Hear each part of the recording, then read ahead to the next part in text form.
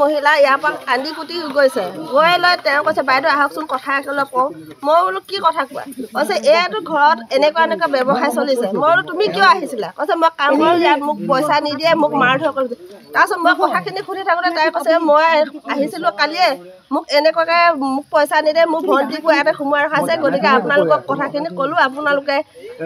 ইয়াত হেৰি মই তহঁতে দেহ ব্যৱসায় কৰ কৈছে অঁ মই তেতিয়াই মানে আমাৰ ওচৰৰ জান আৰু দীপাংকলৈ মই ফোন লগাইছোঁ ফোন লগাই পেলাই মাতিছোঁ কোন ভাষা মই আমাৰ লগত হেৰি নাই নাম নাজানো আমাৰ লগত কোনোদিন মাত নাই সম্পৰ্ক একো নাই আমাৰ লগত আমি ওচৰ চুবুৰীয়া হিচাপে আমি এইখিনি জেগা এনেকুৱা নহয় গতিকে আমি এইবিলাক কথা সহ্য নকৰোঁ মানে মনোজ ডেকা কয় তেওঁ ডিফেন্সত থাকে ভাড়া দি থোৱা গুচি গ'ল এতিয়া সেই এহাল মানুহে ঘৰৰ ভাড়া লয় তেওঁলোকে এইবিলাক কাম চলাইছে বুলি আমি মানে এতিয়া গম পালোঁ